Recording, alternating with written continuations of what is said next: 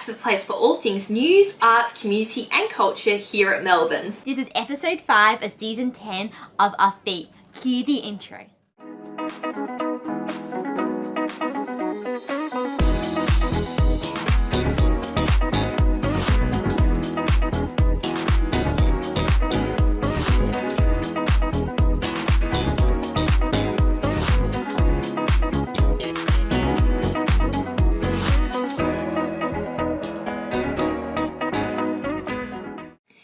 Offbeat, we try to keep our workplace as safe as possible.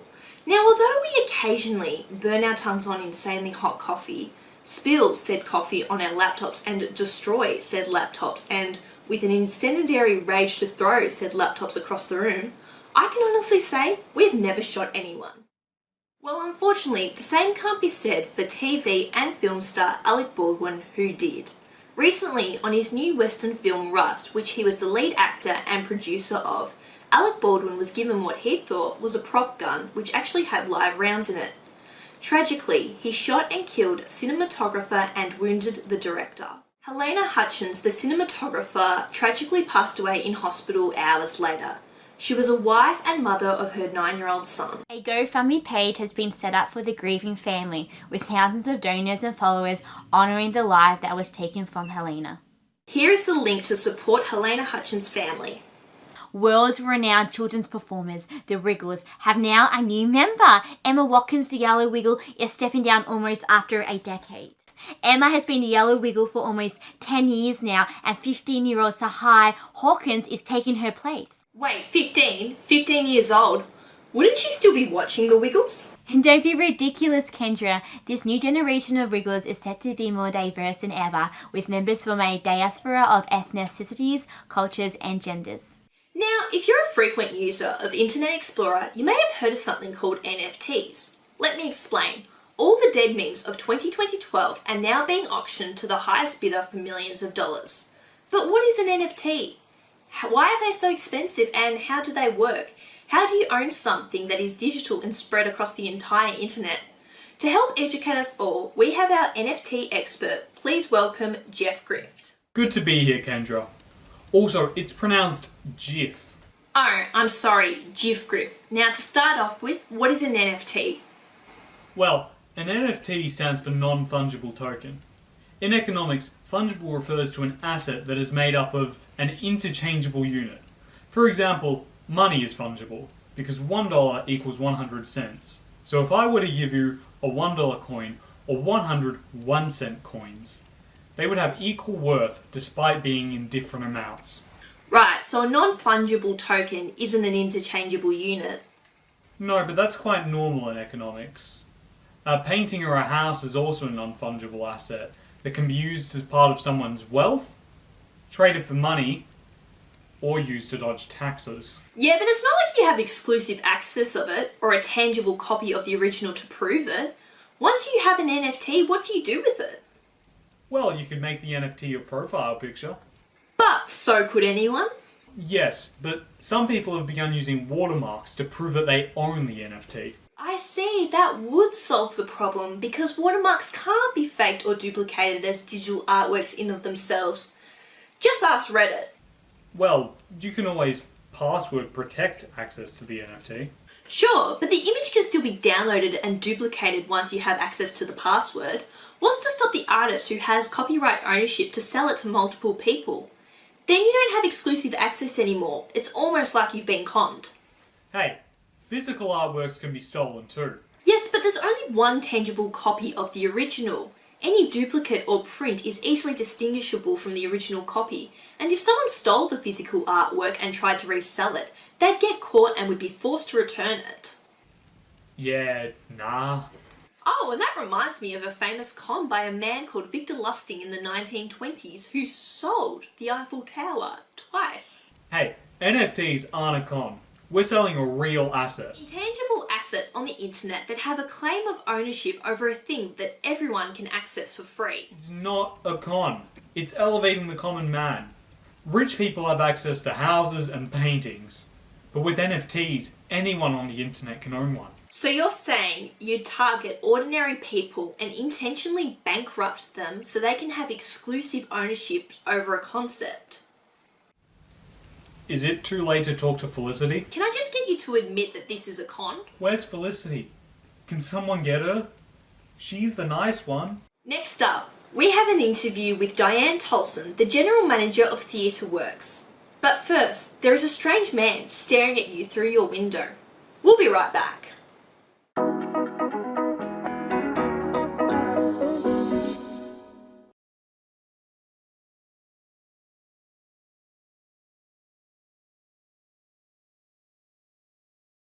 But thank you so much for joining us today, Diane, and welcome to Offbeat. How did you first become interested in working in the theatre?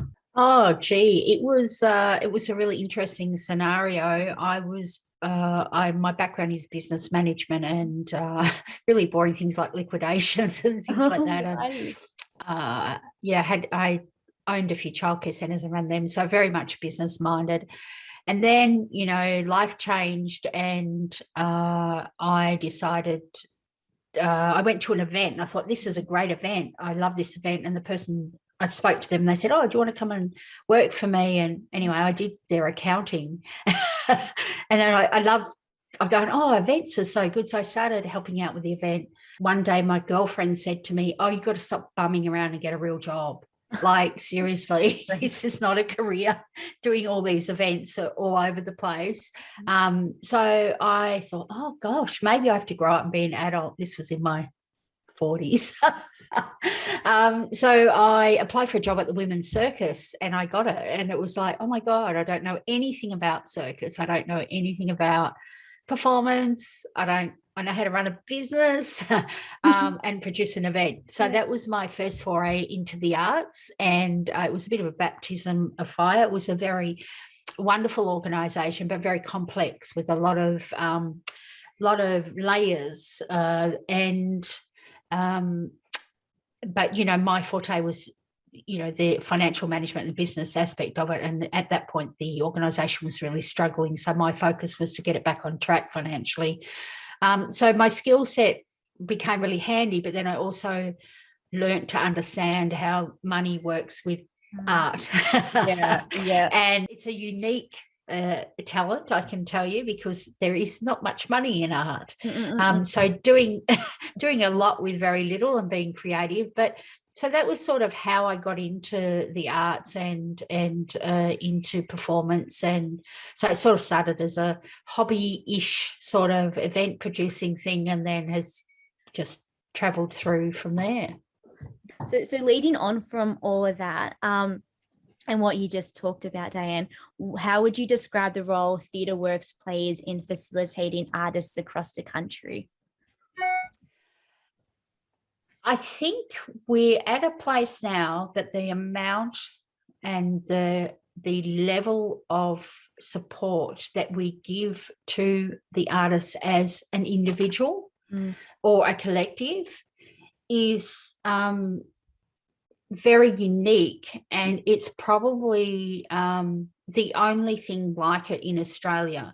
So when we talk about TheatreWorks co-producing, we underwrite all the financial risks, but we invest a lot of money into each production. So we've actually worked on that over this couple of years. So the actual hard money spend that we make on each production that comes in is anywhere between $20,000 and $40,000. Yeah. That's in cash that we spend on the production. That's in actual physical costs to the TheatreWorks to do that. As a starting point for an independent producer or a maker of theatre, $20,000 investment is a big start. Yeah. And it takes away a fair bit of the risk for them, because then they're getting a larger sum. So they get between 60 or 70% of the box office takings for that show. And that's how generally most of the shows work. They do either profit share, or if their box office is going to be a big one, they can operate on a more equitable model. But they're at least guaranteed they're going to make money. So that's sort of the model that we have progressed and we've built on and we've developed. So we see that as quite unique across the board in Australia. And the great thing that COVID did for us is, along with our new narrative around who we were and the increased programming plus the introduction of new programs, we've been able to leverage quite a bit of philanthropic support that we've never had before.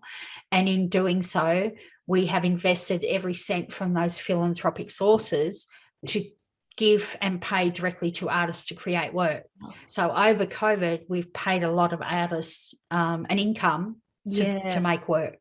And so that was a big transition for us to invest in the work right from the start, from when the writer has written it, to the development of the work, to the producing of the work. So it triples our investment in each production. What has the pandemic taught you about the resilience and passion of artists and your fans of the theatre? TheatreWorks has, up to 10 staff, and then exponentially in a year, we work with over 300 artists.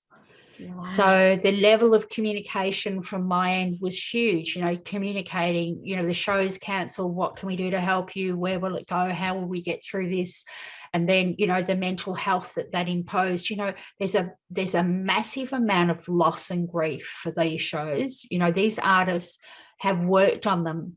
I'm talking, some of these shows have been in the pipeline for 2 years. For 2 years we've had conversations about this work, and they've gone through the process of finding money, casting, doing set designs and everything that you do, and you do it mostly as a labor of love. And there's a massive amount of grief around the loss. I spoke to a director the other day, and they had 5 shows postponed, and that's massive, and they were just absolutely devastated. And really the effect of that for that person is really deep, and I'm not sure how. I'm hoping, and I know that they will get back up and do it all again, because that's who they are. And that's when you talk about resilience, when the passion comes in and you remember why you do it. And when the doors start opening up again and we invite them back in and give them a big hug, it's like we hope that there's regeneration, but there will also be loss. There'll be artists that we won't see. So, there's just across the board the uncertainty of how are we going to even open up? Today, I do not even know. When the government talks about events opening up, we're all sitting there on our hands going, but when? And we are the first to close and the last to open, and the least support. We'll come back strong, and a lot of artists will come back with a story to tell. And I hope that we can see the brightness and happiness of the world on the stage, because it's been pretty dark, and I think there'll be a lot of stories that come out that need to be told. But hopefully we will tell a lot of stories that are just happy stories to get on with life, and all that sort of thing. It's been an epic 2 years. So what's the best way that we can stay up to date with TheatreWorks and all the shows and everything that is happening? How can we're about to launch a new website, but that's how great my team are. Seriously, they just built a new website because our old one's like crap. So on our website, www.theatreworks.org.au, our social media, TheatreWorks, you'll find us on there. We're very active on social media. And just our season launches on the 28th of November, and we're just super excited for that. Thank you so much, Dianne, for giving up your time and talking to Offbeat and me today. I seriously greatly appreciate everything that you're doing, and everyone at TheatreWorks and your whole team are doing for the it's been really thank you so much. Coming up, an amazing interview with the hilarious comedy duo Sweeney, Preston and Ethan Cavanagh. But make sure you listen to these important messages first.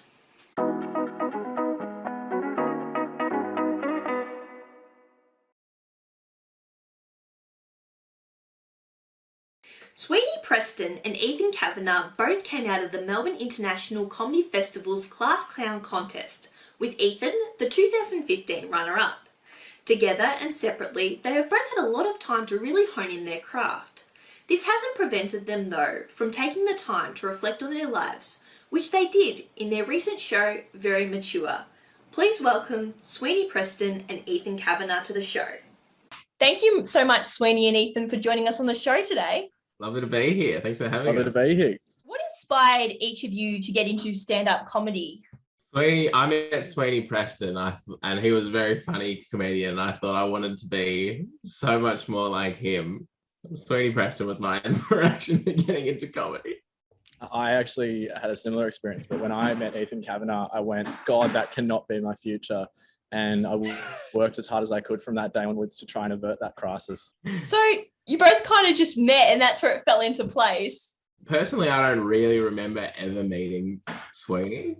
Like we've worked together for a few years now, and I don't know, I think we met maybe in 2018 or 17, somewhere around there, but I actually have no recollection of ever introducing myself to Sweeney or actually getting to know him. But now I just talk to him most days. We're actually we're interviewed for a project of one of our friends' university projects during lockdown last year. And they asked us a similar question. They said, how did you guys meet? And I told this probably 5, 6, 7, 13-minute story with every little detail about Ethan and I having met. It was like a late night at a bar. There was glitter involved. A fan was blowing both our hair back. It was extremely dramatic. And they asked Ethan the same question. He literally just went, oh, I don't know. I cried for about a week straight, but now it makes for a good joke. The blowing fan story was just made up. It was true for me, but he didn't remember a bar of it. I guess we all have our own truth at the end of the day. I guess this goes on to the next question, because I thought when you might be answering what inspired you, might have some comedians in mind that influence you, but what are your personal comedic influences? I think we both share one in particular.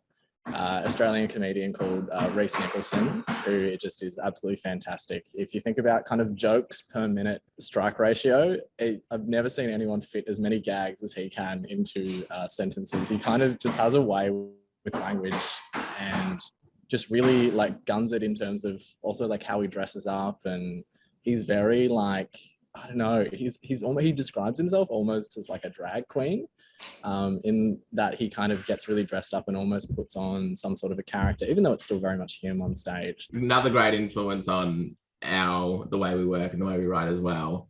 A classic comedian in Dave Hughes, one amazing Dave Hughes. We have a bit of a tradition that when we're on tour, we go out, we do our shows, and we have 100 beers after our closing night parties, and we'll often go home together and have a sleepover and put on some classic 90s, very, very hazy footage of Dave Hughes. So Ethan, you're originally from Ballarat. Did growing up there influence your material? Do you find yourself tailoring your jokes around more local references when you perform there? Yeah. I can't wait for this answer. It's come up in the sets a few times, I reckon. I think it's I'm very lucky to have grown up in the country. I think it's a lot of people don't expect it from me as well, who I've assimilated well. But yeah, I think it's there's not really a scene in a lot of the country places. Like I'm originally from way out in the Grampians, and there's just like nothing out there. Like there used to be the Melbourne International Comedy Festival roadshow used to come through there once a year, and so sometimes we would go to that, and that was kind of my first experience of like live comedy. But other than that, there's no real scene. In Ballarat up until recently is very similar. There's kind of one really good comedy night, and there was one every month, I think it is, and then there's a couple of other ones that pop up here and there, but there's really not a scene. So what that means is when you're first starting out, if you kind of resolve like, all right, I'm really going to have a go of this, I'm really going to give this a try, but there's nowhere really to perform. And so what happens a lot is you end up making your own gigs. So whether it's forcing, I use the school dinners and like presentation nights that are absolutely not meant to be comedy nights, and just like beating them into like comedy sets and like forcing it upon people. I had to to stop him doing a 5-minute spot at my birthday party, Kendra. So this man cannot be stopped. Cannot be stopped. So did he get away with it at your birthday party? Oh, no comment. No God.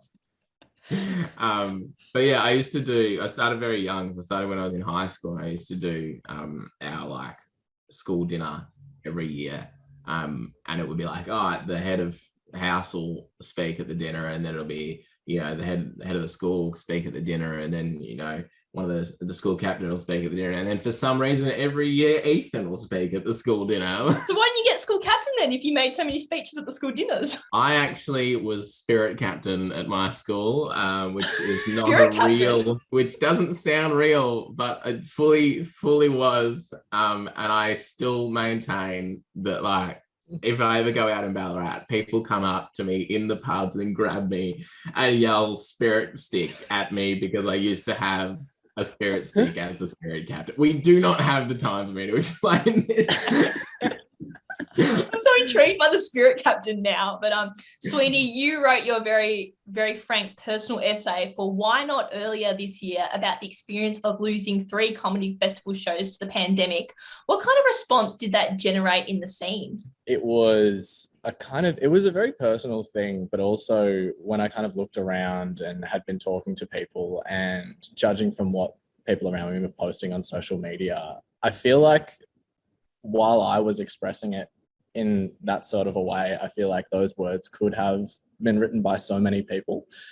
And I think, like, I've been writing stuff for ages and ages and ages, and like comedy is a great thing, but I think during the lockdown and since kind of March 2020, I have found a bit of a voice for more serious kind of opinion pieces, I guess, which has been really nice, because I think before I started writing those, I literally had some of my friends who I've known for years and years message me and say, dude, this is the first serious thing I've ever seen you make, which was like pretty brutal. But I think, yeah, those sentiments were pretty much shared by so many people across the board. And I don't think they would have been really new to anyone, but it was kind of more for me an expression of like, how can I timestamp this? How can I kind of create something that I can then come back to and other people can come back to, so they can kind of get a bit of a recollective on what was happening at the time and just the gravity of what was going on. I know, like, Ethan and I, we're definitely planning to hit the ground running at next year's comedy festival. And I think a lot of other people are really just bursting for that opportunity to come back again and present something real life to people with real faces and arms and legs and all that sort of stuff.